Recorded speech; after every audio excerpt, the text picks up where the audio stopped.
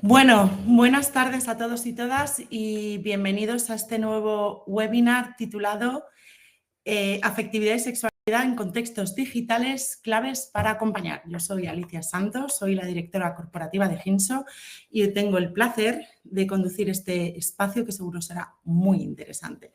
Antes de comenzar, sí me gustaría recordar que este webinar está enmarcado dentro del programa No sabéis qué me pasa de Ginso en colaboración con CEMIN.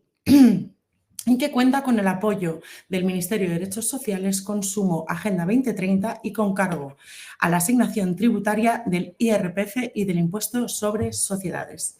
Para que sepáis más del programa, os cuento un poquito, que No sabéis qué me pasa, aborda las problemáticas presentes en el día a día de los adolescentes y jóvenes a través de una colección maravillosa de cómics que viene acompañadas de unidades didácticas para detectar y trabajar con nuestros chicos y chicas tanto en el ámbito escolar como en casa. Si queréis conocer más de este programa, os invito a que visitéis la web de No sabéis qué me pasa, que es igual de fácil que el nombre, www.nosabeisquemepasa.org. Y ya de paso os comento que tenemos una novedad que acabamos de incluir hoy mismo con un test sobre sexualidad sin filtros, pues para ver lo que sabemos un poquito todos sobre esta sexualidad de la que vamos a hablar hoy. Así que ahora que ya tenéis toda la información, vamos a centrarnos en el tema que hoy nos ocupa y en esta ocasión vamos a reflexionar sobre la exposición de niños, niñas y adolescentes a contenidos pornográficos y cómo esta realidad está moldeando su manera de entender el afecto, la intimidad y las relaciones. Cada vez con más frecuencia lo que aprenden sobre sexualidad proviene de las pantallas antes que de una educación adecuada y acompañada. Por eso, por daros algunos datos para ubicarnos todos, ¿no? Según FAD Juventud en su estudio Juventud en España y en la era digital, consumo, percepción y efectos, que se centra en jóvenes de 16 a 29 años, un 62,5% declara consumir pornografía y en el caso de los chicos llega al 72,2%. Además, este mismo estudio señala que la primera vez que los adolescentes acceden a este contenido pornográfico es antes de los 13 años. Una de las conclusiones precisamente de este estudio se centra en esta carencia, ¿no? de esta educación afectivo-sexual de calidad en los jóvenes por parte de los centros educativos y de las familias. Por esta razón, 6 de cada 10 han buscado este tipo de información por su cuenta. Para abordar esta temática, hoy también os recomendamos el nuevo cómic de No sabéis qué me pasa, La decisión de Aroa, que curiosamente lo tengo aquí a mi lado. Este cómic profundiza en el día a día de las aulas y muestra cómo muchos adolescentes están construyendo su vivencia afectivo-sexual a partir de lo que ven en la pornografía, con los riesgos y distorsiones que ello conlleva. Y por último, y dejo paso a lo importante de hoy, que son nuestros ponentes, para los que ya sois veteranos o los que sois nuevos en estos webinars, recordaros que tenemos un chat, está a la derecha, donde nos podéis mandar todas las preguntas que queráis, consultas, reflexiones, porque al final de la intervención de todos nuestros ponentes tendremos un espacio de coloquio y serán ellos mismos los que os puedan dar respuesta a cada una de vuestras preguntas. Y ya está, os voy a presentar a nuestros maravillosos ponentes de hoy. Esto sí que sí, bueno, si no he leído suficiente, esto lo voy a leer totalmente. Os voy a presentar a cada uno de ellos. Vamos a empezar hoy con Elena Serrano. Elena Serrano es criminóloga, psicóloga sanitaria y forense, directora técnica del Centro de Ejecución de Medidas Judiciales Teresa de Calcuta. Y hoy Elena nos profundizará en la interacción del neurodesarrollo con los entornos digitales para influir en la vivencia afectivo-sexual de niños, niñas y adolescentes en su exposición titulada Construcción afectiva y sexualidad en contextos digitales. Análisis de riesgos y estrategias psicoeducativas. Seguidamente, después de Elena, tendremos a Antonio Ortuño, que es psicólogo clínico en el Centro ADCON de Madrid del Instituto de Psiquiatría y Salud Mental del Hospital General Universitario Gregorio Marañón, que nos hablará de las herramientas psicoeducativas y preventivas para madres y padres con el propósito de prevenir problemas asociados a la salud mental y a las conductas adictivas en su exposición Prevención de las adicciones comportamentales en el marco de la parentalidad positiva. Después contaremos con José Ramón González, subinspector de la Policía Municipal de Madrid en la sección de Convivencia y Prevención, que abordará en su ponencia la actuación de los agentes tutores ante los riesgos de Internet para niños, niñas y adolescentes, la perspectiva afectivo-sexual, la violencia en las relaciones de pareja y de género y el impacto del consumo de la pornografía en menores a través de su experiencia con ellos en centros educativos y otros organismos. Por último, que nos queda un cuarto, tendremos a Alfonso Fabregat, que es profesor de secundaria, orientador y mediador escolar y familiar. También coordinador del proyecto No sabéis qué me pasa, que le hubiera encantado estar aquí hoy acompañándonos en cuerpo presente, pero su deber con su alumnado no se lo permite. Está ahora mismo dando clase, así que ha tenido la amabilidad de mandarnos un vídeo de 5 minutitos donde nos expondrá una exposición titulada Aroa y la verdad incómoda, entender para prevenir. Y con esta exposición temprana a la pornografía, cómo esta moldea de forma silenciosa la visión que muchos niños y niñas tienen sobre las relaciones, el cuerpo y el consentimiento. Así que ya sin más comenzamos. Damos la bienvenida a Elena Serrano. Elena, únete con nosotros. Buenas tardes, Elena, ¿cómo estás? Muy buenas tardes, Alicia. ¿Con frío como yo o estás más calentita? Porque yo... Bueno, se nota ya que ha cambiado el tiempo, bueno, ya invierno total. Se nota, sí. Sí. Pues nada, Elena, te voy a dejar que nos hables sobre construcción afectiva y sexualidad en contextos digitales, análisis de riesgos y estrategias psicoeducativas. Adelante, Elena, el tiempo es tuyo. Muchas gracias, Alicia. Como siempre, dar las gracias a Ginso por invitarme a formar parte de este webinar, ya que sabéis que siempre es un placer poder colaborar en estos espacios que utilizamos y que siempre están tan de actualidad. Entonces, bueno, mientras se va cargando un poquito la presentación, en esta primera ponencia, en este primer bloque, vamos a abordar en primer lugar y de forma introductoria cómo funciona el cerebro adolescente, ¿vale? Después iremos hablando sobre los efectos del entorno digital en el desarrollo de estos adolescentes, qué consecuencias emocionales y qué riesgos puede tener esta sobreexposición y finalmente, pues bueno, algunos tips que creo que siempre vienen bien de acompañamiento en esta etapa. Así que vamos a por ello. En primer lugar, para entender el impacto que las nuevas tecnologías tienen en toda esta parte de la educación afectivo-sexual, es necesario que empecemos por cómo funciona el cerebro adolescente, ¿vale? Porque la adolescencia es una etapa marcada por una grandísima reorganización neurológica. Por un lado tenemos el sistema límbico, ¿vale? Que es el responsable de esta parte de emoción, el placer, la recompensa, que en esta etapa está especialmente activo, mientras que por otro lado tenemos la corteza prefrontal, que es la encargada del autocontrol, la planificación y la regulación emocional. Y esta parte todavía está madurando. Entonces, esta sincronía o este desequilibrio explicaría comportamientos que son muy típicos en esta etapa, ¿no? Ya la impulsividad, la búsqueda de recompensas inmediatas, la dificultad para anticipar consecuencias o esa tendencia que siempre vemos en los adolescentes para asumir riesgos. También explicaría, que creo que es un elemento clave para entender cómo se relacionan los adolescentes en el entorno digital, esta grandísima sensibilidad al grupo de iguales, ¿vale? Con lo cual, es precisamente toda esta arquitectura cerebral que encontramos, ¿vale? Que está orientada a la búsqueda de sensaciones, como decíamos, el reconocimiento social, la experimentación, la que convierte a los entornos digitales en espacios especialmente influyentes, tanto para la propia identidad del adolescente como para la educación afectivo-sexual.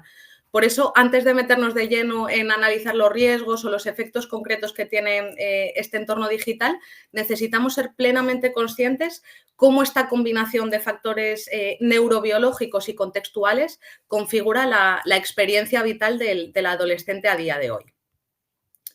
Entonces, ¿cómo afecta este entorno digital en el desarrollo afectivo-sexual? Pues bueno, creo que todos sabemos que las redes sociales, YouTube, WhatsApp, los videojuegos online, etcétera, no son solo herramientas tecnológicas, ¿no? Se han convertido en escenarios donde nuestros adolescentes exploran constantemente quiénes son, cómo se ven, cómo desean relacionarse. En esta etapa, que es la adolescencia, en la que sabemos que se construye la identidad y que se van definiendo las primeras experiencias afectivas, el estar constantemente presente en el entorno digital actúa en definitiva como un amplificador, por llamarlo de alguna manera, de sus necesidades emocionales y sociales. Como muchos de los adolescentes llegan a esta etapa con muy poquita educación afectivo-sexual, Internet se transforma en la principal fuente de información de la que extraen precisamente estas primeras experiencias o esta primera información. Pero en Internet predominan modelos muy poco realistas, contenidos polarizados y un montón de dinámicas que al final están basadas en la imagen, en la inmediatez o en esta valoración externa de forma permanente. Y cuando hablamos de educación a través de todas estas plataformas, obviamente encontramos factores que inciden profundamente en el desarrollo del adolescente. Por un lado tenemos la comparación constante y la validación externa, ¿no? Las redes sociales sabemos que generan métricas, likes, seguidores, comentarios, que todo esto refuerza la idea de que el valor personal depende de la aprobación externa. Y esta comparación constante que es especialmente intensa en este cerebro hipersensible que hablábamos, ¿no? Al reconocimiento social, como hemos visto, puede influir en cómo los adolescentes viven su atractivo, su autoestima y la forma en la que se relacionan. Por otro lado, la distorsión de los vínculos afectivos, ¿no? La inmediatez de ese entorno digital puede llevar a interpretar el silencio como rechazo, la rapidez en la que la otra persona contesta un mensaje, por ejemplo, se interpreta como mayor o menor interés, o la visibilidad pública también como pruebas de afecto. Entonces, la lógica emocional del propio adolescente, que está, como sabemos, muy guiada por esta búsqueda de señales externas y de validación externa, encaja fácilmente con dinámicas que no siempre reflejan relaciones auténticas o relaciones seguras. Por otro lado, la necesidad de pertenencia y la presión de grupo online, ¿no? Las tecnopatologías que llamamos a día de hoy, ¿no? El FOMO, que es el fear of missing out o el miedo a quedarse fuera, tan característico de la adolescencia, en redes sociales es brutal, se intensifica muchísimo. Y aquí encontramos que la pertenencia y la validación pueden estar condicionadas a conductas que no siempre desean realizar, ¿no? El estar disponible constantemente, exposición de algunos aspectos íntimos, participación en dinámicas sexualizadas, pues bueno, podrían ser algunos de los ejemplos a posibles presiones online. También encontramos el acceso temprano a pornografía.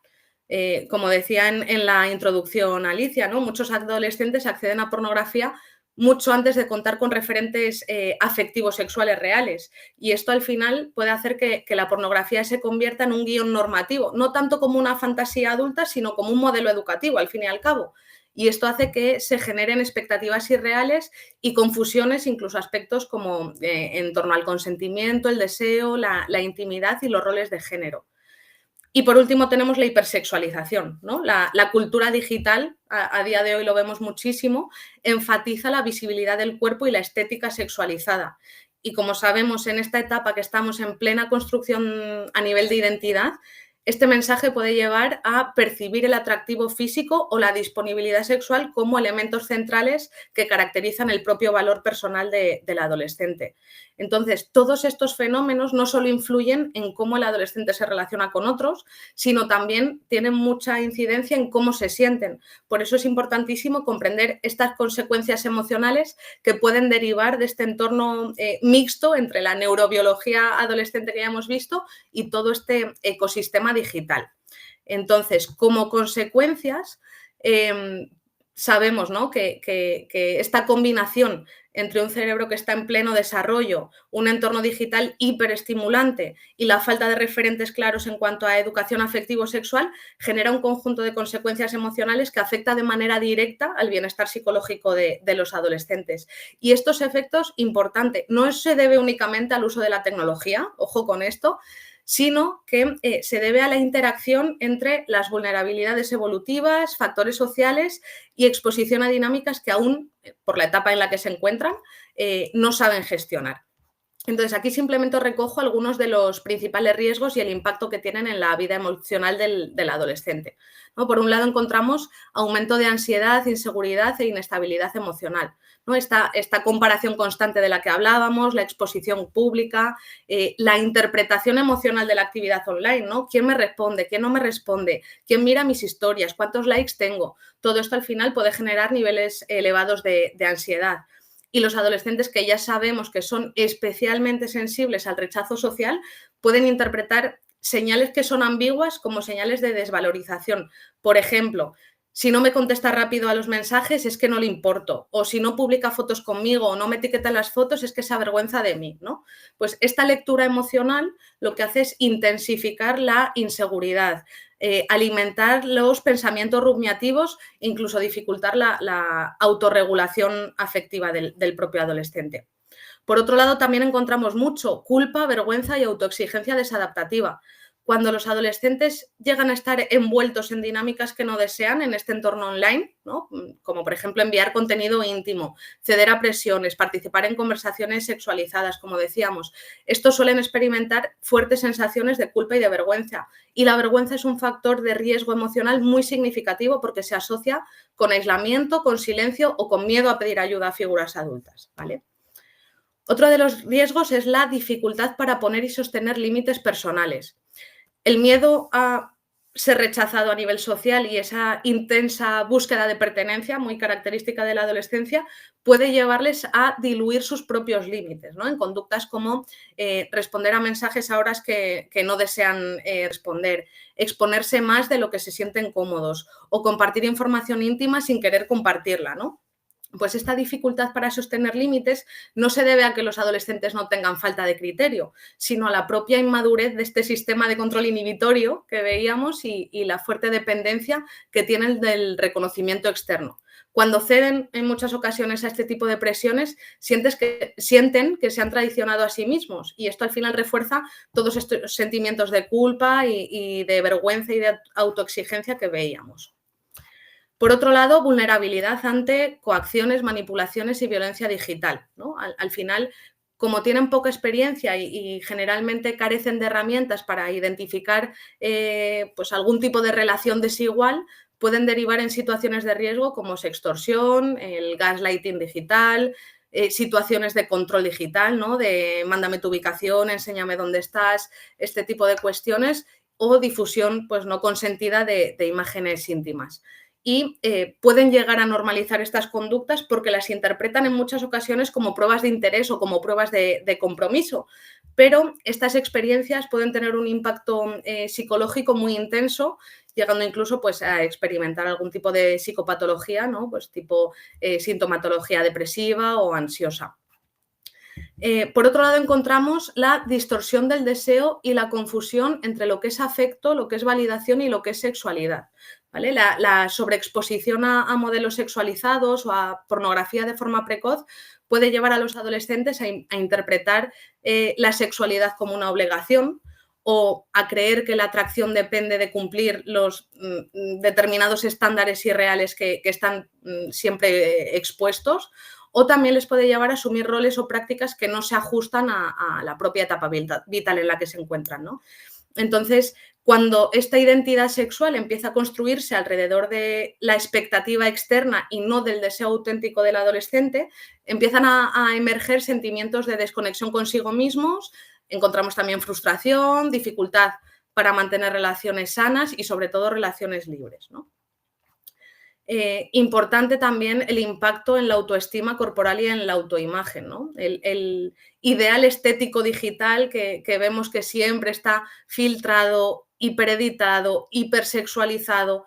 Todo esto tiene un efecto directo en cómo los adolescentes perciben sus cuerpos y esto al final deriva en insatisfacción corporal, la necesidad de exhibirse para recibir esa validación o evitar situaciones sociales si no sienten que cumplen con este estándar, o la percepción del cuerpo como un objeto que tiene que ser valorado externamente. Y todo eso, como decimos, impacta directamente en las primeras vivencias, que en definitiva es eso, ¿no? Las primeras vivencias afectivo-sexuales que van teniendo los adolescentes, porque toda esta insatisfacción condiciona la forma en la que se muestran, la forma en la que se relacionan y cómo se permiten vivir el deseo y la sexualidad. Y por otro lado, también encontramos el aislamiento, retraimiento y dependencia emocional. Vemos como distintos tipos de adolescentes, ¿no? Hay algunos que se vuelcan en estas relaciones digitales de forma súper intensa, incluso sustituyendo las interacciones reales, ¿no? en el cara a cara por vínculos virtuales que en muchas ocasiones son inestables o inconsistentes. Otros, por otro lado, ante experiencias negativas, adoptan esta actitud, ¿no?, de evitación social o de aislamiento como forma o mecanismo de protección. Y en un cerebro que vemos que está en desarrollo, todas estas experiencias pueden influir de forma muy, muy, muy significativa en cómo van construyendo, como veíamos, ese autoconcepto y la forma en la que se vinculan en el futuro, por lo que todo este punto es muy peligroso.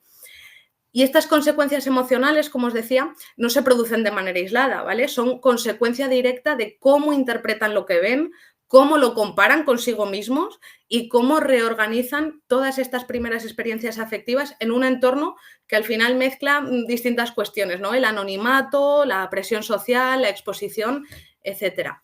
Y importante que estas consecuencias no se producen porque los adolescentes usen mucha tecnología, porque sabemos que casi han nacido con un dispositivo bajo el brazo, sino porque se encuentran en una etapa de enorme sensibilidad y porque el entorno digital, cada vez nos vamos dando más cuenta de esto, no está diseñado para protegerlos, sino para captar la atención. El diseño que tienen todas estas plataformas es para tenernos enganchados, captar la atención, y en los adolescentes más todavía.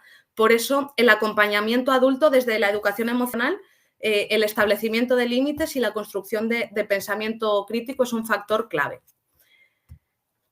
¿Qué podemos hacer con todo esto?, ¿no? Porque acompañarles en un entorno hiperestimulante, en un momento vital de intensa exploración, no es nada fácil para los adultos y necesitamos darles herramientas que fortalezcan toda esa capacidad de toma de decisiones autónomas, conscientes y sobre todo seguras.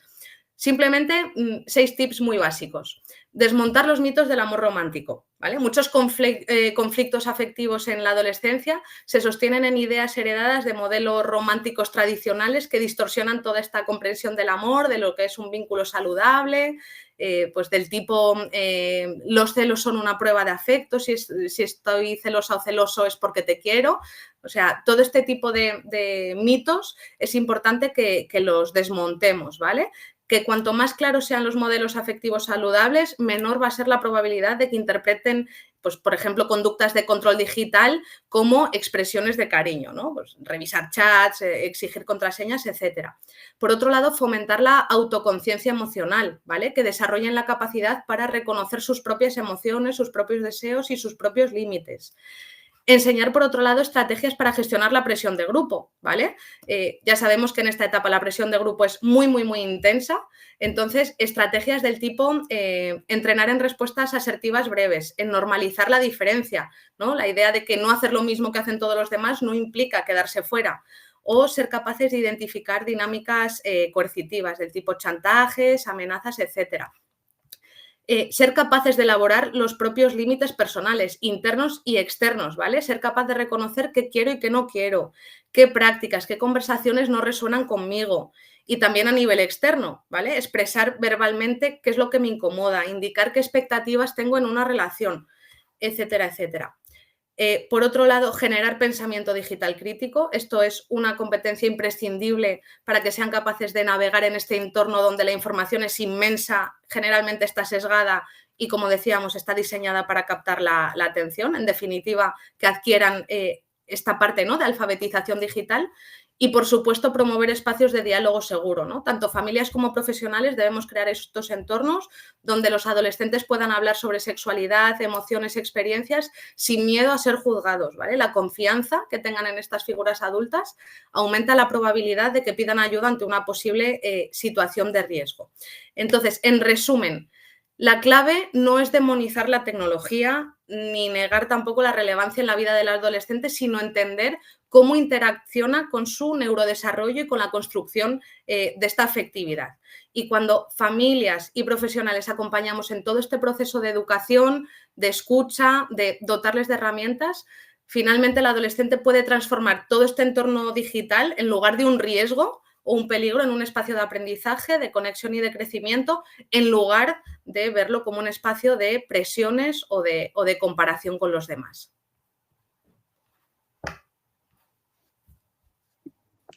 Pues Elena, muchísimas gracias, qué interesantísimo todo. Yo como madre he ido tomando nota, todo. Todavía son pequeñitas, confieso, pero bueno, luego el tiempo va volando y en nada ya estoy aquí con qué hago, cómo me las arreglo. Llegará el momento. llegará el momento maravilloso. La explicación en tan poquito tiempo, la verdad es que te abre la mente, entiendes muchos de los procesos que tenemos que entender los padres, ¿no? Y esos 6 tips, yo me quedo sobre todo con el de la parte de tener autocrítica, ¿no? Esa capacidad de mirada crítica que importantísimo es para poder tomar decisiones que al final las tienen que tomar ellos. Nosotros ayudarles pero tomar ellos. Muchísimas gracias, Elena. No te me vayas muy lejos, que luego vamos a volver para responder a las preguntas que ya nos empiezan a mandar. Así que no te me vayas muy lejos. Veo que hay gente conectada desde Valladolid, desde Villarreal, desde Madrid, desde Canarias. Empiezan a ver las primeras preguntas. Os animo a todos a que aprovechéis el espacio y el momento para que todas las dudas, cuestiones que tengáis, las vayáis compartiendo con nosotros. Bueno, pues para entre todos enriquecer este diálogo, porque muchas veces que la pregunta que hace uno también la tiene otro, ¿no? Y nos vamos ayudando a contestar. Ahora vamos a dar paso a Antonio Ortuño. Antonio, cuando quieras. Bienvenido, Antonio. ¿Cómo estás? Pues bastante bien. Bastante bien. Bueno, siempre es bien. Bastante bien suena muy bien. Sí.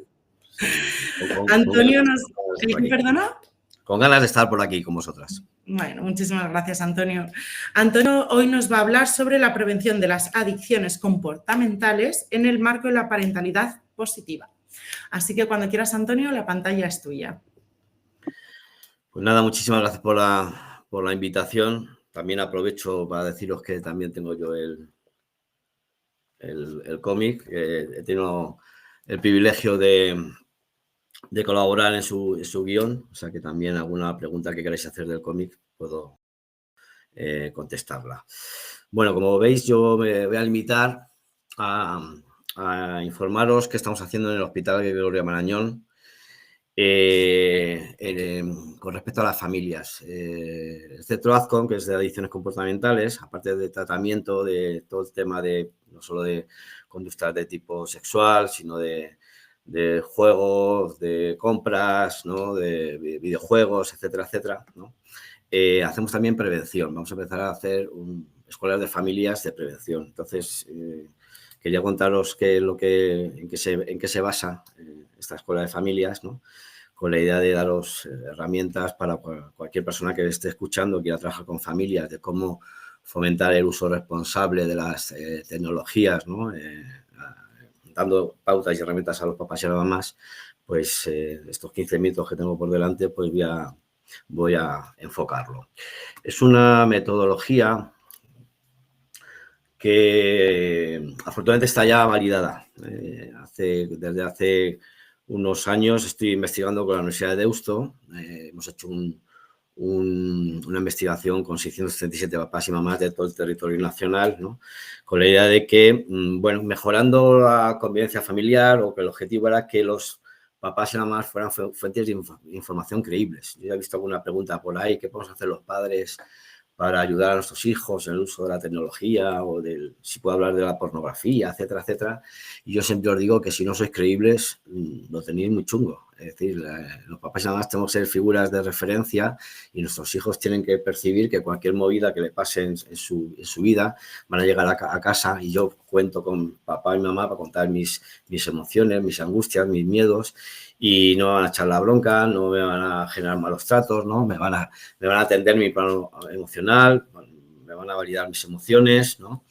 Y me van a ayudar a construir, no me van a dar las chapas, no me van a dar consejos, ¿no? Sino me van a ayudar a construir las soluciones, y quiero ver que confían y respetan mis decisiones, que me ven competente, que sea capaz de eso, ¿no? Entonces, mientras no hagamos, no nos corremos esa credibilidad, va a ser complicado, ¿no? Porque si no van pues eso, a ver un vídeo de YouTube de una persona que dice que la Tierra es plana y se lo van a creer, ¿no? Yo creo que en la actualidad nuestro objetivo es ayudar a los padres a que en el día a día, ¿no? Sumen credibilidad, por así decirlo. Entonces, ¿qué es lo que ocurre también? Que ahora mismo a las familias se le vuelve locas, porque cualquiera ahora opina de educación, ¿no? Yo soy periodista y me hago un curso de disciplina positiva, ¿no?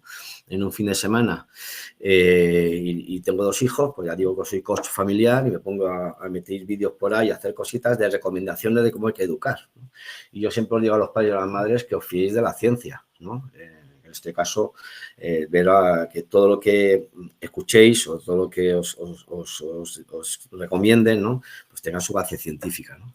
Y todo lo que os voy a contar, pues tiene esa base científica, ¿vale?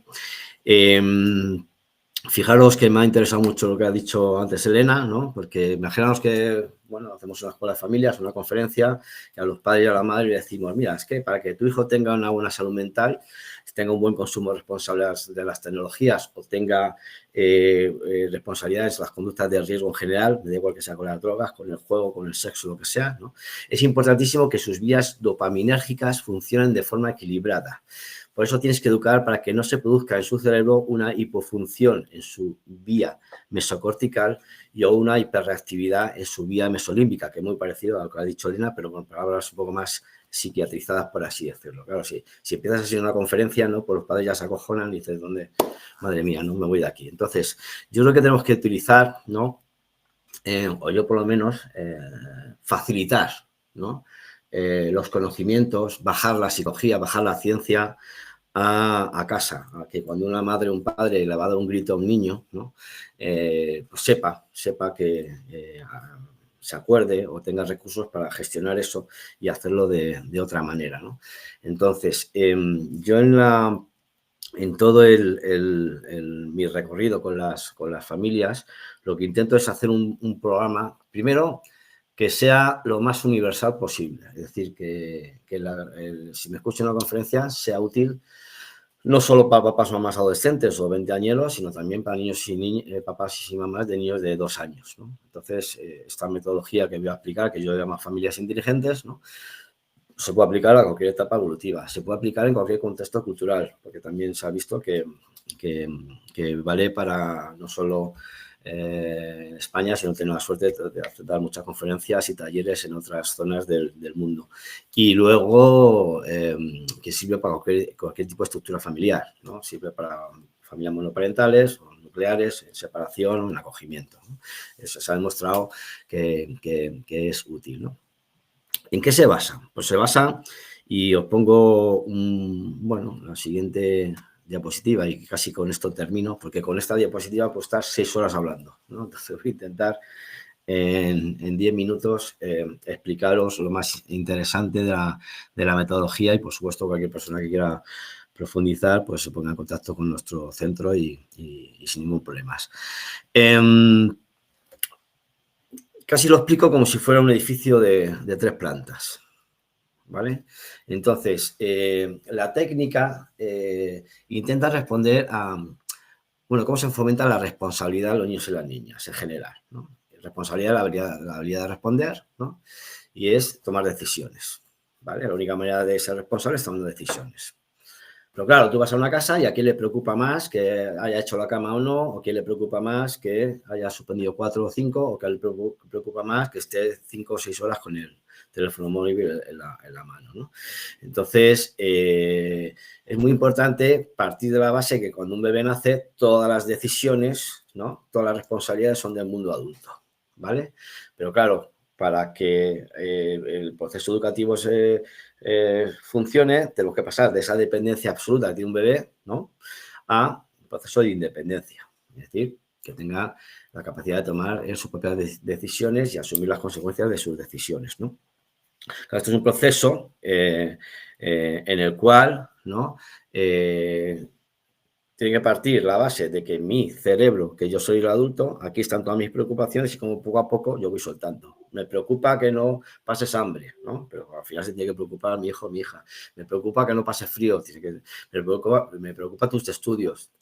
Me preocupa tus relaciones sociales. Me tiene que preocupar luego a él. Y me preocupa el uso que tengas del móvil o tus relaciones sexuales, ¿no? Y al final, pues tiene que pasar de un lado a otro, ¿no? Entonces, para tomar decisiones hace falta 3 cosas. Uno es percibir que tengo un problema. Esto ya se lo inventó un psicólogo hace 59 años, que lo llamó locus de control, ¿no? 2, qué alternativas tengo. Y 3, consecuencias, ¿no? Entonces, yo tengo una técnica que le llamo el semáforo inteligente, que parte de la base de qué es conexión tiene la toma de decisiones, los elementos que necesita tomar las decisiones, con el sistema de recompensa del cerebro, ¿no? Con lo que hablamos del sistema límbico y la corteza prefrontal, que es la vía mesocortical, que es fundamental para tener una buena salud mental, ¿no? Con esto de poner límites, ¿no? Y de atender a su plano emocional. Todo este, ¿no?, tinglao, pues está ahí más o menos explicado en esa infografía, ¿no? Y lo que digo es lo siguiente, vamos a ver, poner límites es muy sencillo. Todos los niños y niñas tienen su sistema de recompensa al cerebro y los objetivos que tenemos los padres es que se acuesten en el día de hoy con ese sistema de recompensa equilibrado. Es decir, que disfruten, que lo pasen bien, que se rían, que jueguen, que tal, o que estén con el móvil, o que vean dibujos, o que quedan con sus amiguetes, me da igual, y que también asuman sus obligaciones, ¿no? Aquello que le cuesta más esfuerzo, que le puede tal, ¿no? Entonces, la parte del sistema límbico, que yo lo llamo la liebre, ¿vale? Para hacer metáforas, yo utilizo muchas metáforas, ¿no? Pues lo que hace es el sistema de recompensa, que es yo, desde que nazco, ¿cómo puedo conseguir comerme las croquetas y paso del puré, ¿no? ¿Cómo puedo conseguir ver los dibujos y paso de recoger, ¿no? ¿Cómo puedo conseguir salir con mis colegas y paso a estudiar, ¿no? Etcétera, etcétera. Y los padres y las madres estamos ahí para intentar que se acuesten equilibrados ese sistema de recompensa. Claro, como bien decía Alicia, que lo que llamo yo la tortuga, que es la corteza prefrontal, las funciones ejecutivas es más lento y se desarrolla más tarde, pues la liebre es más poderosa, ¿no? Entonces, tenemos que ejercer un control externo, porque ellos no tienen la capacidad del control inhibitorio de todos sus impulsos, ¿no? Entonces, el control externo, ¿cómo debe de ser? Pues yo practico un semáforo, que es... Hay cosas que están en el semáforo rojo, que es, mira, no hay alternativas, no hay opciones, ¿no? Llega tu hijo, te dice, papá, mamá, ¿me puedo ir de fiesta? Y dices, pues no, cariño. ¿Por qué no te puedes ir de fiesta? ¿Por qué no puedes ir de fiesta, papá, mamá? Porque tienes 6 años, ¿vale? Entonces, con 6 años no tienes recursos para irte de fiesta, ¿vale? Entonces, bueno, pues puede saltar su liebre, se puede enfadar, puede pedir explicaciones, te puede manipular, te puede provocar y tú tienes que ejercer 2 funciones parentales que las que explico ahí y que parten de lo que se llama la parentalidad positiva que se construyó en 2006 en Europa, que lo que te dice es que hay que ser siempre muy amables con sus emociones, lo hablan aceptación incondicional, amor incondicional, ¿no? O apoyo incondicional, y 2, que tiene que ser muy coherente a la hora de aplicar el control normativo, ¿no? Cuando se establece una norma tiene que ser coherente, ¿vale? Es decir, y coherente muy sencillo, es decir, lo que piensas lo dices de manera amable y lo haces, ¿no? Pensamiento, lenguaje y conducta, ¿no? En conexión, ¿no? Entonces, ¿puedo irme de fiesta? No, porque tienes 6 años. ¿Qué ocurre? Pues que tarde o temprano, pues te va a pedir y salir de fiesta, ¿no? Entonces ya tienes que negociarlo, ya tendrías que pasar al semáforo amarillo, ¿no? Llegar a un pacto de a qué hora vuelves, etcétera, etcétera. Y luego hay que pasar al semáforo verde. Entonces yo esto lo construyo como si fuera una casa, un edificio de 3 plantas, ¿no? En la primera planta las decisiones las toman papá y mamá. Es decir, nuestros hijos no pueden tomar decisiones ahí porque no tienen recursos. Y si toman alguna decisión van a tener un problema. Somos los padres los que tenemos que tomar la decisión. Y si tu hijo quiere tomar esa decisión, le tienes que decir que no. Por ejemplo, ¿te da pantallas? ¿No? Pues no hay pantallas. Papá, ¿me compras un iPhone con 5 años? Pues no, ¿vale? Con 7, pues no. Con 12, pues no. Ahí no me meto, pero cuanto más tiempo esté en la primera planta, mucho mejor, ¿vale? Pero llega un momento que necesitan no necesitan, que desean, mejor dicho, pues a hacer uso de los dispositivos móviles, ¿no? Entonces ya pasarían a la segunda planta, que es la negociación, ¿no? Porque todos estos pactos de te dejo el móvil, si esto, si tal, no sé cuánto, ¿no? Que es muy complejo, ¿eh? Negociar con adolescentes en el plano es posible, ¿vale? Pero es complejo, ¿no? Y luego pasarían a la tercera planta, que es el semáforo verde, que ahí ya los padres no subimos y ya ahí nuestros hijos y nuestras hijas hacen lo que les da la gana, ¿no? No podemos controlarlo, a no ser que nos llamen. Si nos llaman, subimos, pero desde el momento que subimos sin que nos llamen, ya tenemos una bronca asegurada y ya tenemos los líos y faltas de respeto y 1000 historias, ¿no? Entonces, ¿la idea qué es? Pues que en todo el desarrollo, ¿vale? Para cualquier cosa hay que pasar por los 3 pisos, ¿no? Y depende cómo digas que no, depende cómo negocies, que es ejercer el control externo, le vas a potenciar mucho el autocontrol, la autoestima, la autonomía en la tercera planta. Si el control externo que se ha ejercido en la primera planta o no ha sido amable o no ha sido coherente, ¿no? En la negociación, más de lo mismo, pues van a subir a la tercera planta con muy pocos recursos para gestionar sus riesgos y con muy pocos recursos para fomentar la responsabilidad.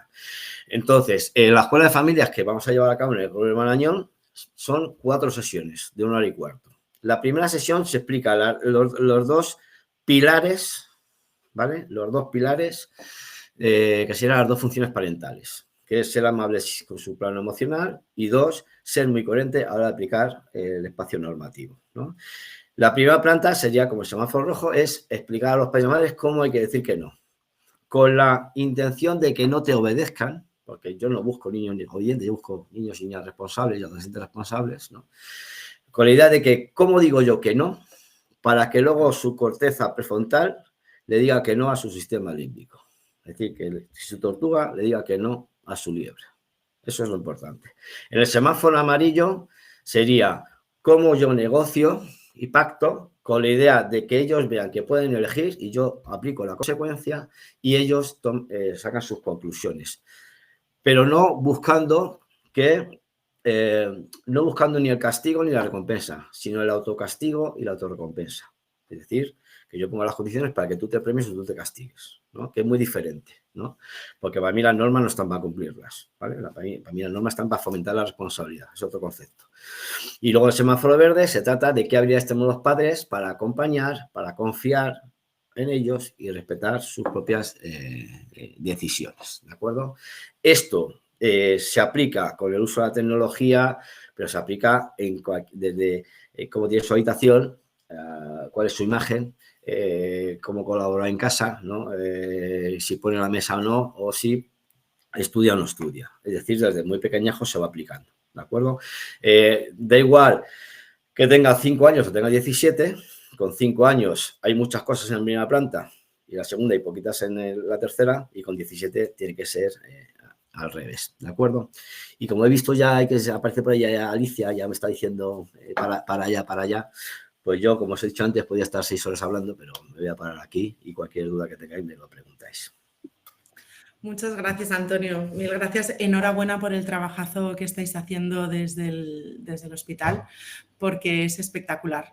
Yo creo, se ha quedado, Cristina, la pantalla principal en vez de nosotros dos en grandes. Cristina es la que está tras bambalinas y controla todo esto. Ahí estamos. Vale, estupendo. Pues nada, que enhorabuena, Antonio. La verdad es que es un trabajazo. Supongo que alguna familia que lo está oyendo dirá, oye, esta escuela de familias, ¿yo puedo participar? ¿Cómo puedo hacerlo? Por si lo quieres compartir con ellos o lo puedes poner por el chat luego. Ya vale, luego por el chat, sí. Vale, perfecto. La gente se está animando, así que desde aquí no te me vayas muy lejos porque están escribiendo un montón de preguntitas para ti, vale. Que luego te las haré y en el coloquio, pues así entre todos nos enriquecemos y de este modo pues damos luz, ¿no? A este tema que tanto nos preocupa y ocupa a todos. Así que gracias, Antonio, y nos vemos un ratito. Ahora vamos a pasar con José Ramón González. José Ramón González. José Ramón nos va a explicar cómo actúan los agentes tutores ante los riesgos de Internet para niños, niñas y adolescentes. Así que, José Ramón, cuando quieras, bueno, me está encantando cómo está de animado este chat. Yo que sepáis que con mi mala letruja, mira, José Ramón, con mi mala letruja me voy aquí apuntando todas las preguntas para luego haceroslas todas. José Ramón, bienvenido. Buenas tardes. Buenas tardes, muchas gracias por tu tiempo, que lo voy a confesar que estás de vacaciones, ¿no? Pues sí, me encuentro en el archipiélago canario, en la isla del Hierro. Sabía yo que era Canarias, qué envidia con el frío que tenemos aquí. Hay algún canario por ahí conectado que lo he visto que nos saluda desde Canarias, así que nada, los afortunados que estáis en una temperatura mejor que la nuestra o más agradable por lo menos, me dais envidia, que lo sepáis. José Ramón, te dejo el tiempo, la pantalla es tuya y muchísimas gracias por estar acompañándonos aquí hoy. Pues nada, muchísimas gracias. Lo primero, deciros que, no, claro, como me encuentro de vacaciones, como decía Alicia, tengo aquí a 2 perritas que de momento están tranquilas. Pido disculpas si en algún momento se alteran, aunque espero que no, ¿vale? Pero es que no puedo colocarlas, no he tenido otra posibilidad. Así que espero que no se desmadren. Y nada, en principio... yo, bueno, la presentación, pertenezco al Cuerpo de Policía Municipal de Madrid, como decía Alicia, y bueno, voy a ir entrando rápidamente, como tenemos poco tiempo, en lo que son los agentes tutores. Tenemos varias especializaciones, por aquí aparecen drones, que sí, servicios especiales, unidad de Policía Judicial de Tráfico, bueno, hay un montón de especialidades, pero luego nosotros aparte de las especialidades, todos los distritos, que en Madrid tenemos 21 distritos, 22 efectos policiales, tenemos comisarías de distrito que atienden una serie de cuestiones, como son las tradicionales de las policías locales y municipales, ¿no? Y entre ellas pues tenemos las inspecciones, seguridad ciudadana, tenemos también un servicio de mediación, violencia de género, agentes tutores, oficina de atención al ciudadano. Entonces, centrándonos sobre todo en los agentes tutores, pues bueno, decir que es un servicio que está en cada una de las comisarías y que cuenta en la actualidad con 6 agentes tutores cada una en cada uno de los turnos, es decir, 6 por la mañana, 6 por la tarde, lo que hace un total de unos 265, porque hay algún distrito que tiene alguno más. Siempre es una cifra que fluctúa, pero por ahí más o menos anda. Y bueno, introducir brevemente lo que es el agente tutor para quien no lo conozca, que son agentes de policía municipal especializados en todo lo relacionado con el ámbito del menor. Se trabaja en 3 aspectos, como son prevención, protección y reforma. Y por aquí viene un poco la introducción de todo lo que vamos a hablar. Lo que es la reforma es lo más conocido de la policía. De hecho, aprovecho para decir que no le metan miedo a los niños con la policía, que yo creo que ya está calando este tipo de mensajes, pero no pierdo ocasión cada vez que hablo con adultos, de como te portes mal te va a llevar la policía, todo este tipo de cosas. Por favor, hay que quitar ese tipo de comentarios, porque es que, primero, porque no es cierto, en la mayoría de los casos, vamos a dejar por ahí un residuo, y sobre todo porque lo que más hacemos no es la reforma, sino que es la prevención y la protección. Reforma, evidentemente, es trabajar con menores infractores y, bueno, pues ahí, claro, si han cometido algún delito, pues los pondremos ante la Fiscalía de Menores, juez de menores y, bueno, pues si se estima que son culpables y se decide así, pues irán a un centro de ejecución de medidas judiciales como el que dirige Elena, ¿no? Bueno, pues eso ya se iría viendo. Pero sobre todo, la mayoría de nuestras actuaciones son en prevención y en protección. Protección, pues para evitar, como les decimos a ellos, que les pasen cosas malas, ¿no? Para evitar que tengáis problemas, sobre todo salvaguardar vuestra situación de posibles delitos o de posibles depredadores sexuales o no, pues vamos, personas que os puedan meter en un lío. Y prevención es hacer todo lo posible para que todo esto no te pase, basándote en la experiencia de otros menores. Es decir, nadie escarmenta en cabeza ajena, bueno, hasta cierto punto. Yo creo que estamos haciendo una gran labor preventiva con todo esto y está funcionando. Volviendo a la diapositiva que tenía antes, bueno, la experiencia comenzó entre 2001 y 2002 y bueno, pues hemos ido evolucionando y luego pues tenemos diferentes reconocimientos, alguno de GINSO también, de UNICEF. Y bueno, los agentes tutores tienen digamos, un perfil específico, tienen que ser personas que les guste trabajar con niños, niñas, adolescentes, con habilidades de comunicación. En principio el servicio es voluntario porque es un servicio que exige un plus de entrega y un plus de trabajo que al final se cobra también su cuenta, por eso a veces el servicio rota más de lo que nos gustaría. Las personas que componen el servicio rotan más, pues porque al final pues te llevas mucho trabajo a casa, no solamente en forma de trabajo físico, sino en forma de experiencias desagradables. Y bueno, pues los policías también somos personas. Y el trabajar con menores pues es muchas veces de las cuestiones que más te quiebra, digamos, la moral y la salud, ¿no?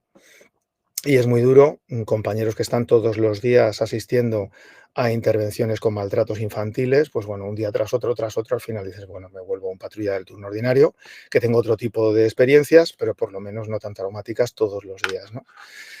Entonces, los agentes tutores tienen una formación básica como agentes tutores y luego otra especializada en conferencias como podría ser, o webinars como podría ser esta, y formaciones específicas como policías. No solamente estamos en Madrid, hay una iniciativa de la Federación Española de Municipios que permite llevar la figura del agente tutor a toda la geografía española a través de un programa marco, con el cual, vamos, la mayoría de grandes municipios la figura existe y luego ayuntamientos más pequeños que decidan adherirse también tienen sus agentes tutores. Luego, entrando en lo de la prevención, más específicamente, tenemos una serie de programas como el de zonas libres de acoso, estancias educativas a partir de los 16 años a través de la Comunidad de Madrid, de cuarto de eso más empresa, que son chicos y chicas que están interesados en la función policial, que vienen a realizar estancias educativas en Policía Municipal de Madrid. Y luego, digamos que otro de los planes preventivos por antonomasia sería el plan director, que es un plan del Ministerio del Interior, en el que participa Guardia Civil, Policía Nacional, pero nosotros llevamos también como única policía local o municipal desde el año 2010. Y participamos en igualdad de condiciones que estos otros dos cuerpos, que son de carácter nacional. Y ahí lo que se hace es una serie de charlas preventivas y de actuaciones encaminadas a la prevención de determinadas materias que son las que aparecen ahí. Luego tenemos un plan específico que es Participa en tu seguridad, en el cual se nos puede solicitar cualquier tipo de charla, aunque ya tenemos unas cuantas programadas. Y entre ellas tenemos las de riesgos de Internet, que las tenemos divididas entre familias, jóvenes y adolescentes y primaria, porque dependiendo del tipo de público, pues las charlas las tenemos que ir adaptando. Con el tema de la pornografía, de la salud afectivo-sexual, empezamos incluyendo una única diapositiva en la presentación de jóvenes y adolescentes para no tener problemas. ¿Para no tener problemas con quién? Pues sobre todo con papás y mamás. Porque, bueno, pues es un tema, bueno, somos una sociedad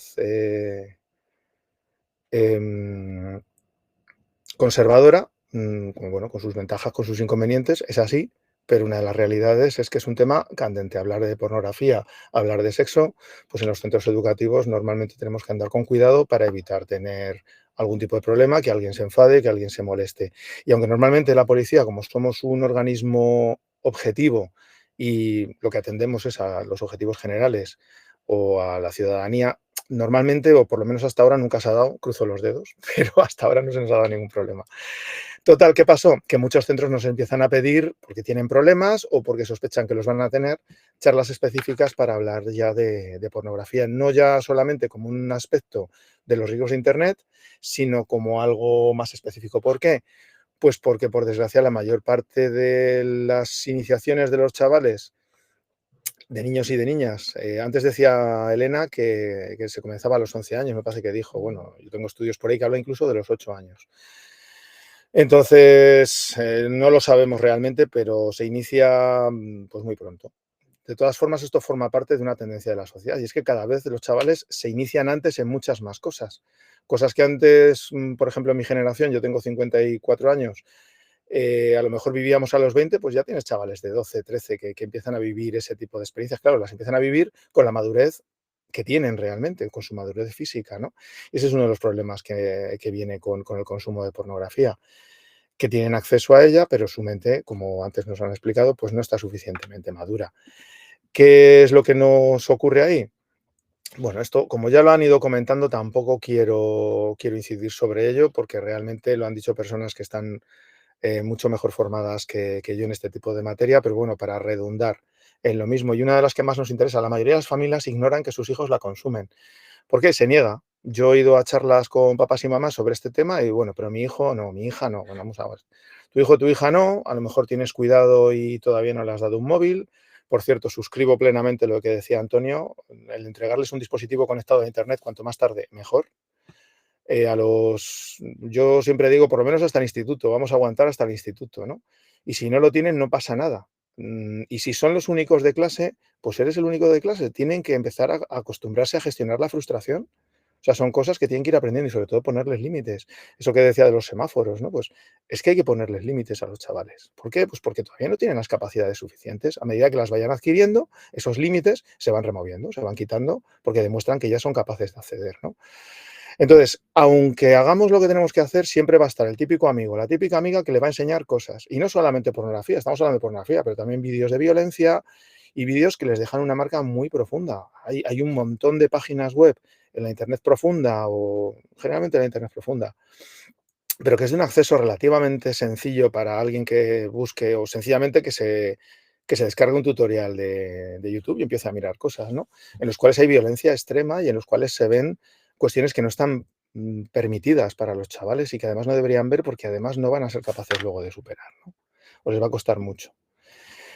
¿Qué efectos tiene la pornografía? Los hemos ido viendo, sobre todo la exposición que decía Elena, y básicamente sin ponernos de acuerdo, porque además no nos conocíamos y recogemos más o menos los mismos elementos, ¿no?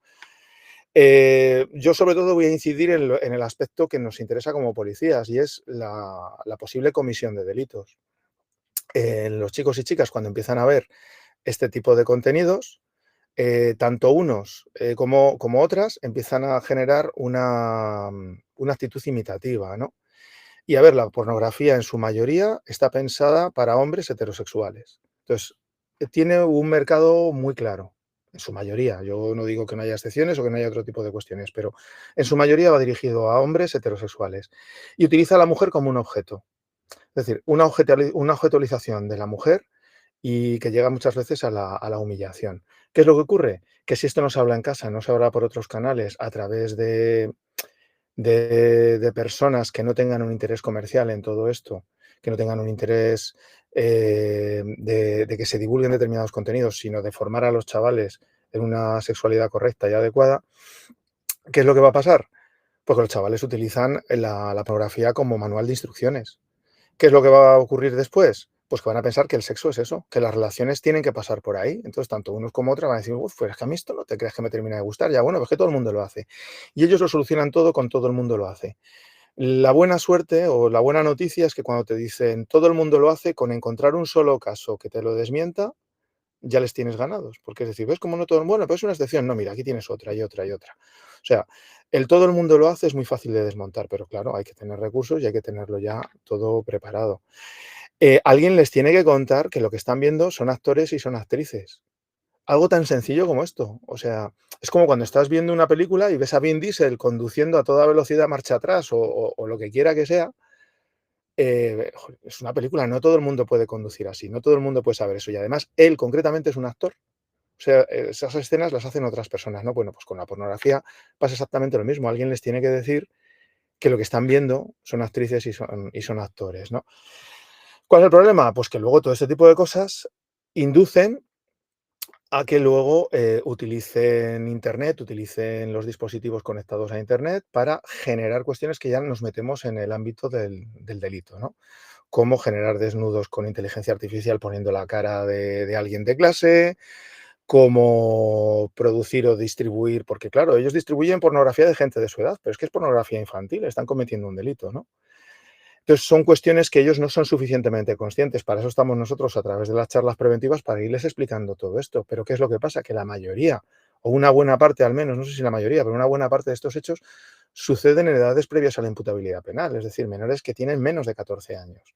Con lo cual ahí la prevención es clave, la prevención y el tratamiento desde la psiquiatría, la psicología, educadores sociales, desde el mundo de lo social. Ahí tenemos que trabajar todos conjuntamente para detectar primero y prevenir o correlativamente prevenir, detectar y ayudar a que este tipo de circunstancias no valgan, porque claro, potencialmente tenemos una serie de maltratadores, ¿no? Y luego es lo que tenemos, la violencia en la pareja. Y digo violencia en la pareja porque hay que hablar de violencia de género, que nadie me malinterprete. ¿Cuál es el problema? Que los chavales, los chicos y las chicas están en un momento en el que llevan oyendo tanto tiempo hablar de violencia de género que los chicos no se atreven a decir nada, se desconectan, sienten que son tratados como potenciales maltratadores y yo estoy sintiendo que les llegamos menos, ¿de acuerdo? Entonces, si hablamos de violencia en la pareja, como que ya de otra manera, bueno, lo ven. Luego ya vamos a empezar a hablar de la violencia de género y vamos a decir qué circunstancias son constitutivas de violencia de género y qué es lo que puede ocurrir, ¿no? Vale, ya te veo, Alicia. Entonces, bueno, lo dejo ahí, tampoco voy a No, entrar mucho más. Ramón, pero ve tranquilo que tenemos tiempo. Vale, vale, gracias. No te preocupes, por favor. No, simplemente que se utiliza todo el tema de la pornografía para roles de violencia de género, ¿no? Tener sexo cuando quiere el hombre, el sexo acaba cuando el hombre acaba, o sea, una serie de cuestiones que nadie se plantea a estas edades, pero que alguien les tiene que educar convenientemente. Y luego también, además, tenemos que incluir el tema de la formación que los padres queremos dar a nuestros hijos, porque luego todo esto tiene que ser correlativo con la formación que en sexualidad que quiera dar un padre o una madre a sus hijos. Por eso es un tema tan delicado. Nosotros, cuando nos piden este tipo de charlas en un centro educativo, lo que hacemos es, vale, pero primero se lo vamos a dar a papás y a mamás, que vean los contenidos que vamos a dar a los hijos y a las hijas, y luego ya después vamos a pedir al centro que a su vez pida a papás y a mamás una autorización que diga cuáles no quieren que sus hijos asistan a la charla. para que esos chicos o esas chicas no estén presentes y sobre todo evitar problemas porque es un tema, como digo, muy delicado. Y luego ya pues daríamos la charla. Yo procuro darla a partir de 16 años. ¿Por qué? Porque es la edad que el Código Penal estima como la adecuada para dar el consentimiento en las relaciones sexuales. Es verdad que se puede dar antes, también desde el punto de vista del Código Penal, siempre y cuando haya proximidad en madurez y en edad, pero bueno, son excepciones que tampoco viene al caso cuando hablamos de ello, ¿no? Entonces, señales de alarma, la tolerancia, síndrome de abstinencia, bueno, más o menos Elena ya lo ha dicho, tampoco voy a entrar mucho sobre ello. Normas y límites fundamental, promocionar ocio alternativo, ocupación en cuestiones que formen la personalidad, fomentar relaciones cara a cara, hablar mucho con los chavales, con chicos y chicas hay que hablar, tanto padres y madres como profesionales de lo social. Aprender a decir a los chavales que tienen a su vez que aprender a decir no y pedir ayuda si la consideran, que no dejan de ser cuestiones de elección, es tu cuerpo, es tu decisión. Y bueno, lo dejo aquí todo apuntado, de todas formas luego ya le pasaré a Alicia, a Cristina, les pasaré nuestra forma de contacto. Aquí tenemos el correo electrónico, teléfonos de contacto y nada, muchas gracias, espero no haberme pasado demasiado del tiempo. Por favor, para nada, interesantísimo. O sea, todo lo contrario, solamente tenemos agradecimiento porque al final es una exposición tan importante. Mira, cuando estábamos hablando es importantísimo y aquí seguro que hay conectados un montón de padres que se están formando. O sea, es formar a los jóvenes, pero formar a los padres, ¿no? Yo he visto alguna pregunta en el chat, ¿no? De padres o madres que preguntan, vale, ¿y cuando pasa esto qué hago? Y cuando... Este es el trabajo que también tienen que hacer los padres primero para poder acompañar luego a sus hijos, ¿no? Y qué miedo, el Internet profundo, la inteligencia artificial, que muchas veces los que somos un poco más mayores, y yo me considero muy joven, me siento superada y los jóvenes lo traen puesto. Pero bueno, José Ramón, muchísimas gracias. Luego nos mandará también toda la información de, pues esta información de contacto, pues si alguien quiere, pues en su centro escolar o en su entidad o lo que sea pues que participen con alguna charla formativa. Son maravillosos. Y ahora vamos a pasar con Alfonso Fabregat, que como os he dicho antes no nos puede acompañar hoy porque está dando clase, pero sí nos ha mandado un pequeño vídeo que son 5 minutitos para, aunque sea, poderle ver en diferido. Nos va a hablar sobre Aroa y la verdad incómoda, entender para prevenir. Nada, volvemos en 5 minutitos y entramos con el coloquio. Hasta ahora vamos a subir el vídeo. Cristina, a ver si... Ahí está, me voy. En primer lugar, deseo agradecer a Ginso la oportunidad que me da de presentaros esta tarde el cómic número 9 de la colección No sabéis qué me pasa, La decisión de Aroa. Lo cierto es que a lo largo de la última década, prácticamente la última década, el grupo de voluntarios de CEMIN hemos ido desarrollando una serie de cómics de carácter educativo destinados a alumnos entre sexto de primaria y bachillerato, en los cuales abordamos diferentes temas candentes y de actualidad. Desde la anorexia, el consumo de sustancias, la violencia filioparental, el acoso escolar, la mediación tanto familiar como escolar, el suicidio infanto-juvenil y lo último que habíamos presentado es la adicción a las pantallas. Como habéis visto, a lo largo de esta colección hemos analizado algunas de las adicciones que podemos encontrar entre los adolescentes de nuestra época. En este caso, después de un análisis, decidimos afrontar de frente el problema de la adicción a la pornografía infantil, uno de los grandes problemas a los cuales nos estamos enfrentando, no solamente por los daños personales que los adolescentes sufren cuando caen en este tipo de adicciones, sino también por las consecuencias sociales y de relación y en la convivencia que ellos manifiestan. Es un tema delicado, le dimos muchísimas vueltas porque además abarcamos un periodo de edad muy grande que va desde los 11-12 años hasta los 18, donde las necesidades de los adolescentes son muy diferentes. Sin embargo, nos centramos y gracias a Antonio Ortuño, que fue el autor o el guionista principal, pudimos ir desarrollando el cómic. El equipo de guionistas ha estado formado, como os he dicho, por Antonio Ortuño, que es psicólogo, responsable del equipo de adicciones infanto-juveniles del Gregorio Marañón, una abogada, yo como profesor, un pediatra y además de Aurora, que es nuestra diseñadora. Hemos buscado un lenguaje directo, claro, partiendo siempre de las necesidades que detectamos en el aula con los adolescentes. No le hemos dado muchas vueltas, teníamos que ser muy delicados con cómo afrontábamos el tema, pero sobre todo hemos querido subrayar dos cosas. La importancia que tiene el grupo para parar este tipo de adicciones, dado que es algo que ellos en las redes sociales continuamente están recibiendo. Y lo segundo, que partimos de un hecho cotidiano, diario, en un centro educativo, como puede ser la charla de la tutora, una charla de un especialista, lo cual les provoca a ellos todo el debate y les ayudamos a fomentar el pensamiento crítico. También hemos procurado a lo largo del cómic no presentar una solución fácil. La verdad que resulta complejo que en 22, 26 páginas que puede tener uno de nuestros cómics tenemos que plantear el problema, desarrollar un poco el problema y buscar una solución o plantear soluciones, sin caer en la magia de decir todo es perfecto, todo se soluciona de forma perfecta. Sabemos que es un proceso, que es complicado, pero como os he dicho anteriormente, intentamos que sea un lenguaje directo y comprensible por los chavales. Aurora, nuestra ilustradora, juega mucho con los colores, los fríos, los cálidos, para ir demostrando las emociones que a lo largo del proceso se van desarrollando.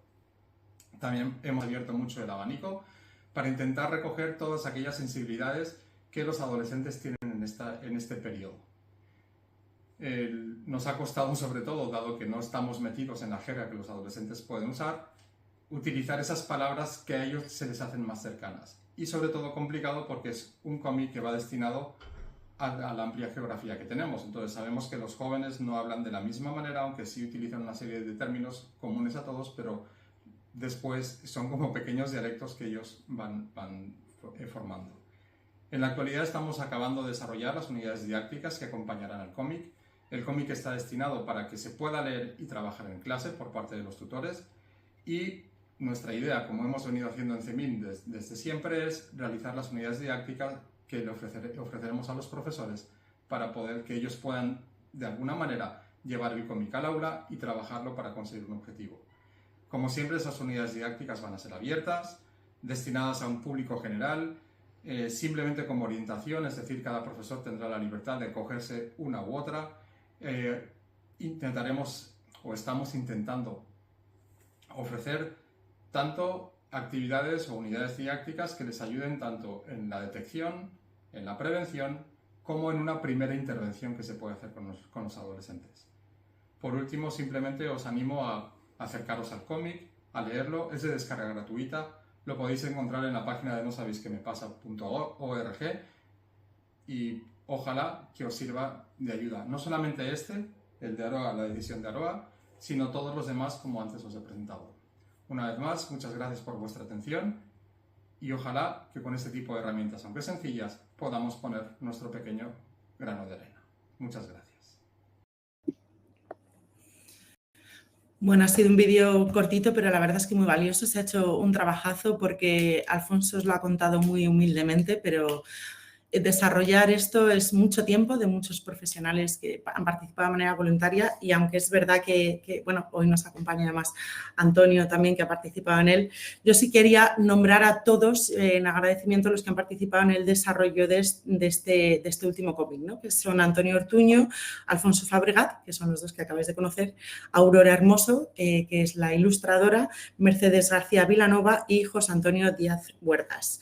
Así que gracias porque habéis hecho algo que es útil, que sirve y que nos ayuda a todos. Ya sabéis que si queréis usar cualquier cómic, solamente os tenéis que meter en la web de nosabéisquemepasa.org y son todos gratuitos y están a vuestra disposición. Y hasta aquí hemos llegado. Vamos a comenzar con nuestro coloquio, así que os animo a todos los ponentes que os unáis de nuevo, pero ahora ya los 4 juntos. Estoy incluyendo como ponente, solamente modero los 3 juntos conmigo. Hola, Elena, ¿cómo estás? ¿Qué tal, Alicia? José Ramón, nada, está el chat que no me da tiempo a escribir, la verdad, entre la letruja que tengo y todo, bueno, otro más. Y yo encima sin gafas, porque todos los webinars digo lo mismo, porque sigo sin encontrarlas. O sea, veo 2 meses, pero todavía no me las hago.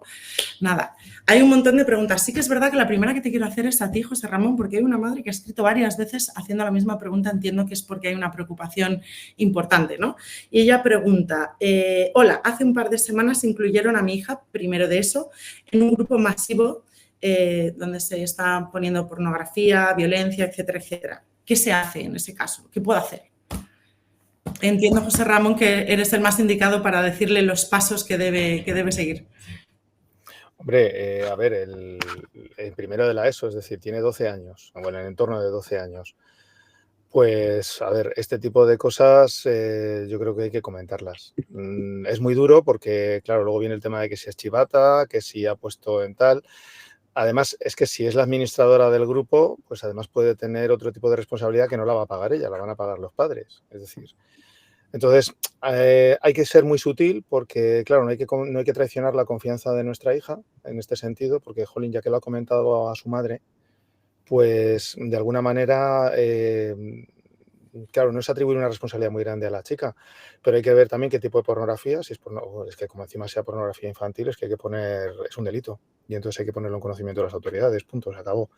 Y hay que trasladar a la chica que tiene que ser así. Entonces, ¿cómo hacerlo? Hay que hacer una corresponsabilidad. Debería ser la chica la que tome las decisiones, pero ayudándola.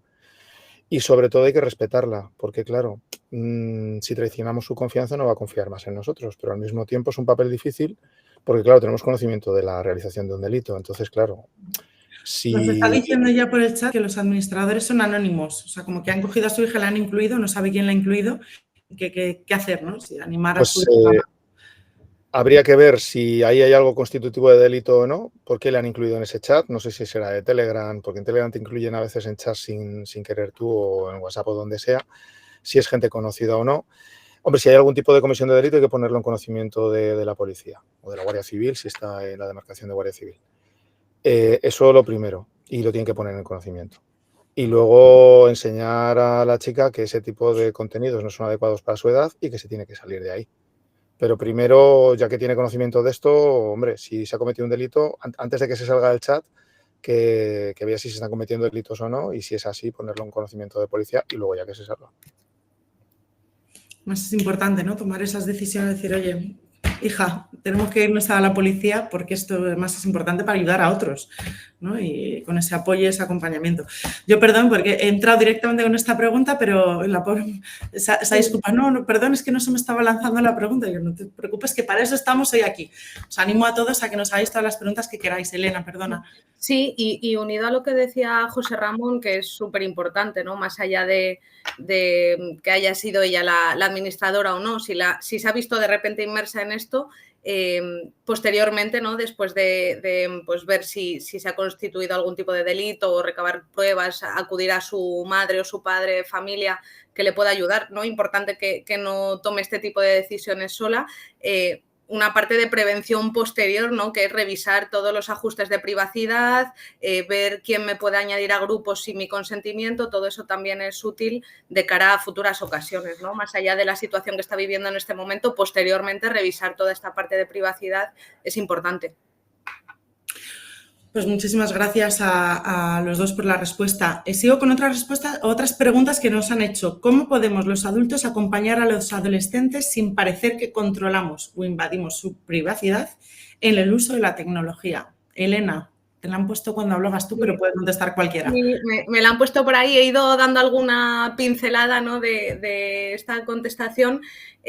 Sobre todo, hay una parte que es importante y es que no seamos los policías de nuestros hijos, ¿no? Cuando esto ocurre en casa, no tenemos que estar hipervigilantes, hipercontroladores, sino en estar presentes. Y creo que en muchas ocasiones el estar presentes lo confundimos con sobreproteger, con estar especialmente encima de esta parte, ¿no? Le comentaba por aquí a la persona que ha hecho la pregunta, ¿no? Importantísimo el diálogo, crear espacios de conversación. Muchas veces la brecha generacional entre padres e hijos dificulta que hablemos el mismo idioma, entonces preguntar de forma natural qué es lo que hacen, qué es lo que no hacen, qué intereses tienen, en qué plataformas están inmersos o no.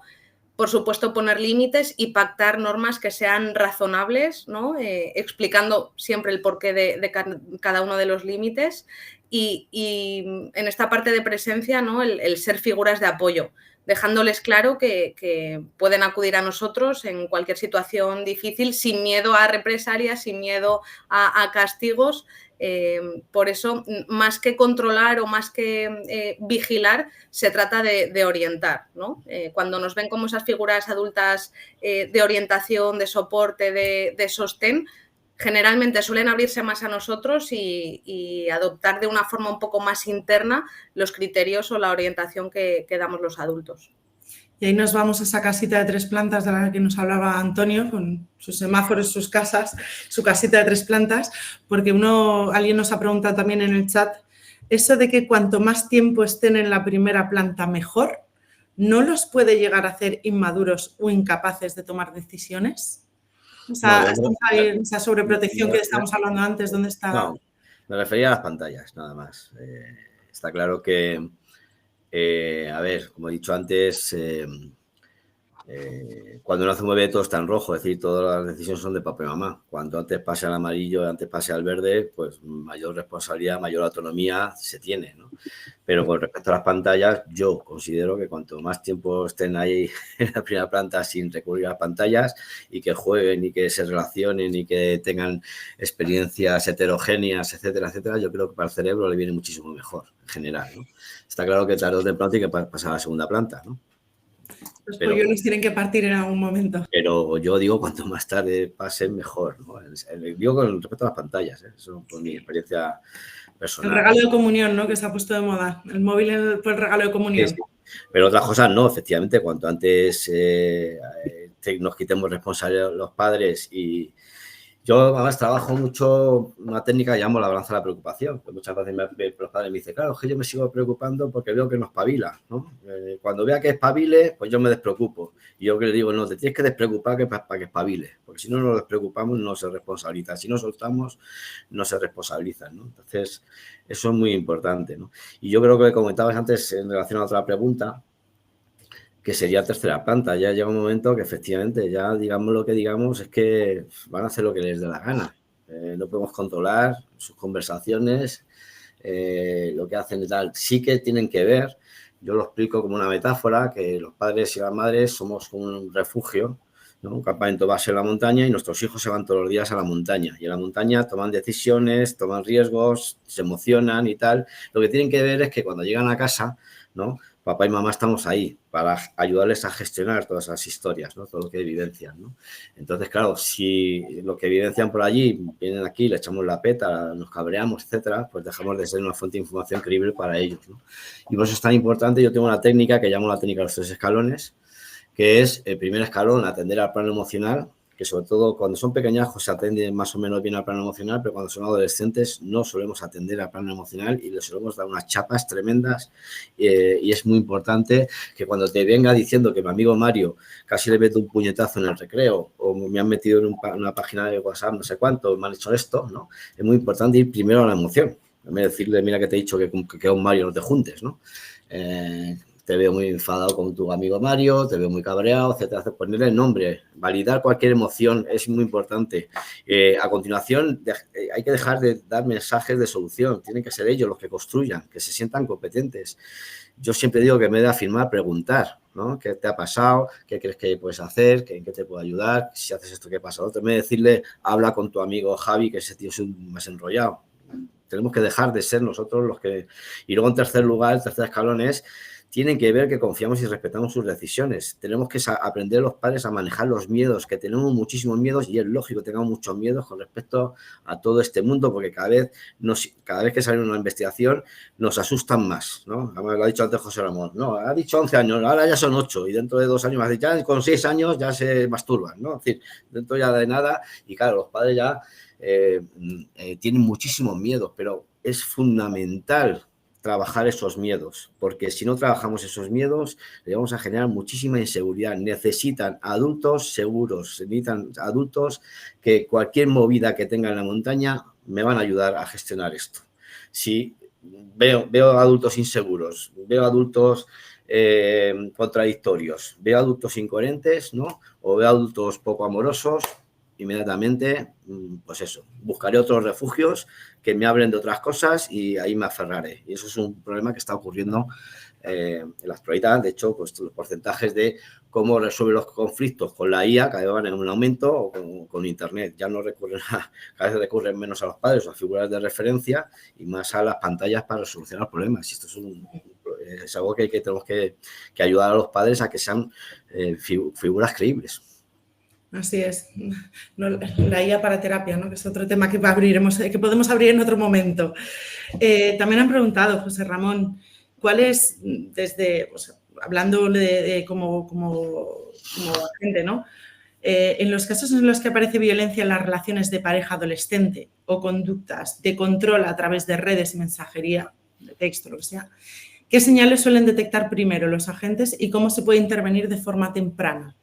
Desde el centro, entiendo, desde todos lados, desde el centro y como familia, como agentes tutores. ¿Vosotros qué diríais? Nosotros como atención primera es el tema de, bueno, más que atención, como prevención, es el tema de decirles conductas que ni siquiera ellos o ellas saben que pueden ser constitutivas de algún tipo de delito. No saben ni siquiera que es violencia, piensan que es amor. Son pruebas de amor para ellas y para ellos, para los dos. Entonces, se ha construido, y además lo decía muy bien Elena, creo que era Elena o Antonio, me da igual, pero seguro que estamos de acuerdo los tres.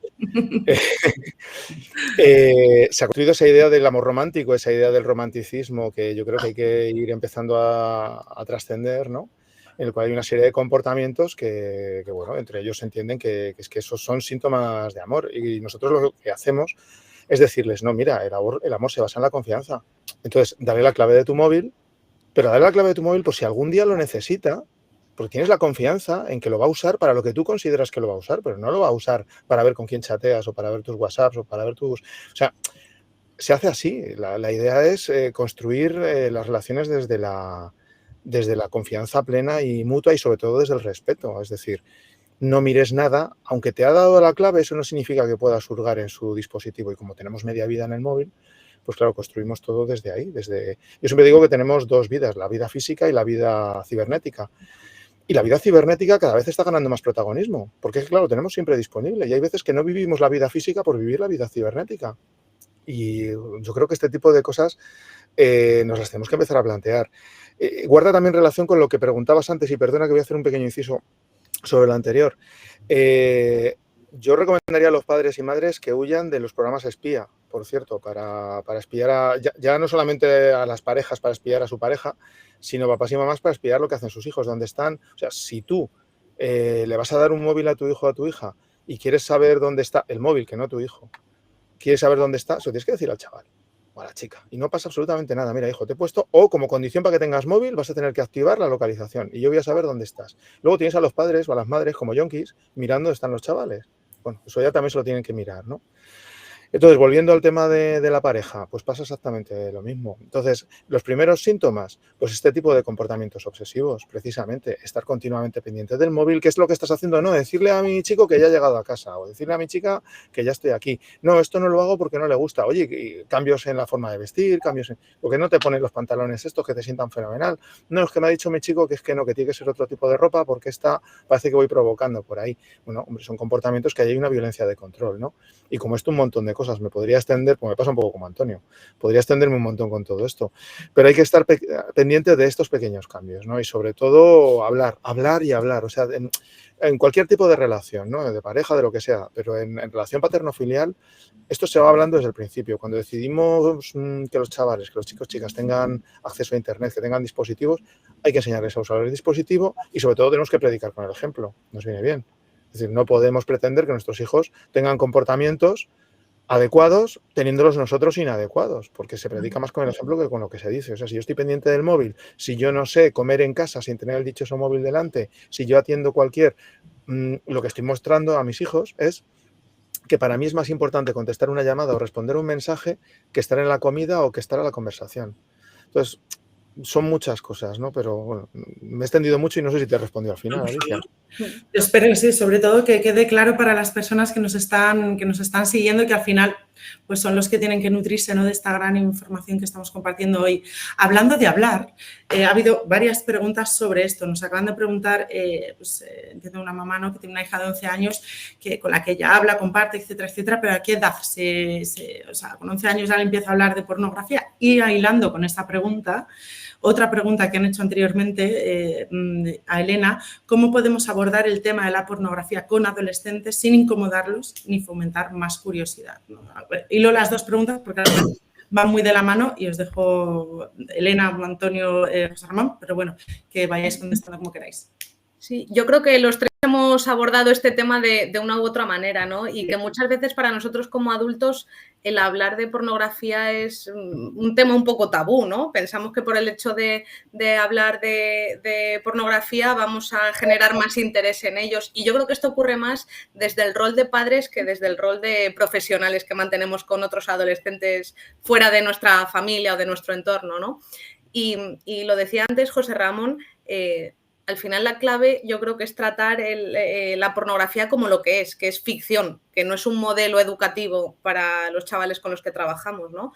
Igual no es necesario entrar en detalles más explícitos, por así decirlo, pero sí en ofrecerles esta mirada pues, más realista o más crítica, ¿no? Que al final lo que se ve en cualquier vídeo en pornografía se presentan pues, cuerpos que no son representativos de la realidad, dinámicas que no son representativas de esta realidad. No sé tampoco lo puesta que está la gente en este tema, pero cuando hablamos de consentimiento, comunicación, límites en la pornografía, eso es inexistente, ¿no? Entonces, sobre todo, que este es un tema que a los papás les suele costar mucho abordar, estar tranquilos con esto, ser naturales, no dramatizar o no tener miedo en este sentido, porque cuando ellos nos ven nerviosos o incómodos al hablar de esto, generalmente puede aumentar más la curiosidad. Obviamente, cuando hablamos de adolescentes, ya lo hemos dicho, ¿no? Los chicos y las chicas se van a nutrir y se van a informar de experiencias de otros menores que son tan inexpertos como ellos. Por lo tanto, es importante que seamos nosotros quienes podamos abordar de esto y darles un poco de luz y que tengan esta mirada un poco más crítica, ¿no? Esto también lo comentaba Antonio, ¿no? No moralizar, no darles ahí un discurso, una tremenda charla o un interrogatorio, sino darles herramientas de que cuando se encuentren con este tipo de contenido, porque esto va a ocurrir, y ya decía también José Ramón, cada vez a edades más tempranas, que sean capaces de tener esta mirada crítica y que no visualicen esto como una guía de cómo deben comportarse o de cómo deben vivir su sexualidad, ¿no? Hay que tener en cuenta que antes de tener una conducta de riesgo, de realizar la conducta, hay una predisposición, es decir, hay una actitud favorable, ¿no?, o en contra de hacer esa conducta. Me da igual que sea quemar un contenedor, que fumarse un porro, que visualizar pornografía, ¿no? Entonces, todos los chavales y chavales tienen consumos conversacionales de drogas, de sexo, de conductas de riesgo. Todos hemos hablado, nos hemos posicionado o a favor o en contra de fumar tabaco o de no fumar tabaco, o me gusta el automovilismo o no me gusta, ¿no? Entonces, cuando hay un debate en el grupo de lo que fuere, ¿no?, y a nuestros hijos, nuestras hijas les genera cierta tensión, cierta angustia, cierta ansiedad, ¿no?, ahí es donde los papás, ¿no?, tenemos que estar, ¿no? Tenemos que estar ahí para decir, joder, pues mi amigo José Ramón me dice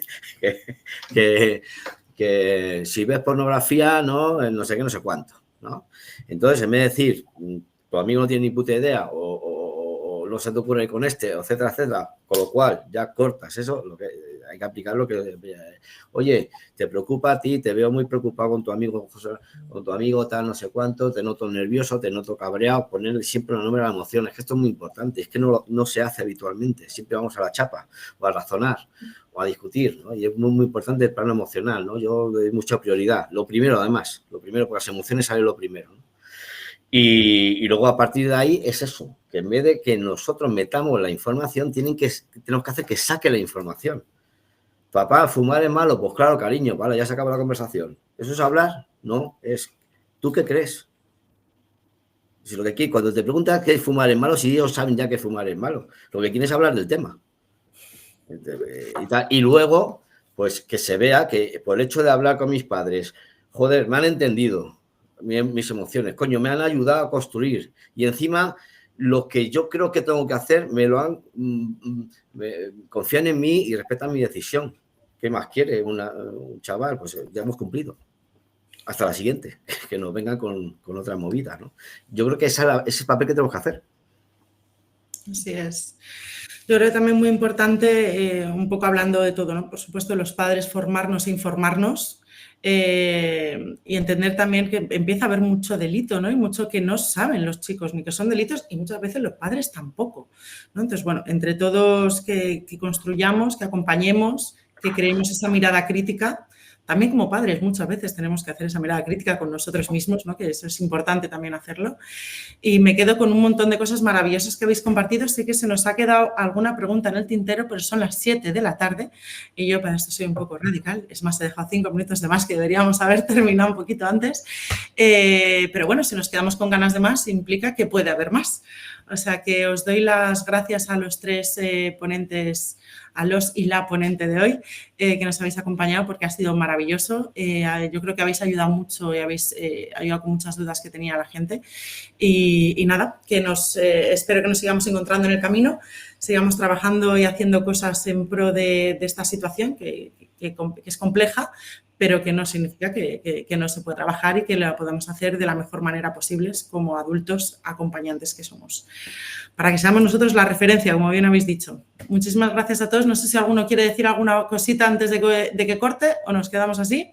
Nos mandáis los datos de vuestros centros, de cómo acceder a vuestros programas, de policía, tutor, etcétera, etcétera. Estupendo. Pues nada, me despido de vosotros y con esto ya voy a hacer el cierre del webinar agradeciendo a todos los que estáis aquí presentes y nos habéis acompañado hoy. Si es que encuentro mi página, aquí está, mi página de cierre. Os agradezco a todos los ponentes, a todos los que estáis aquí hoy acompañándonos en este webinar. Esperamos que os haya servido de ayuda. Quiero agradecer también al equipo de Ginso que nos está acompañando hoy, que está tras las pantallas haciendo que esto funcione, que son Marcos, Cristina, María y Víctor, que hacen que todo esto sea posible. Y por último y para concluir también trasladar también nuestro agradecimiento a Gerardo Rodríguez Acosta, que es el presidente de CEMIN, con el que hemos colaborado para desarrollar este cómic y todo su equipo que llevan décadas trabajando en favor de la infancia. Gracias por la labor que hacéis.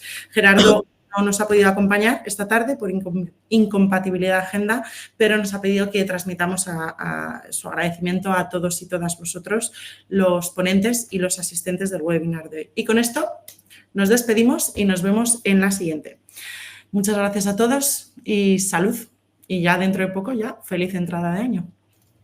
Hasta luego. Buenas tardes. Chao. Oh, salud.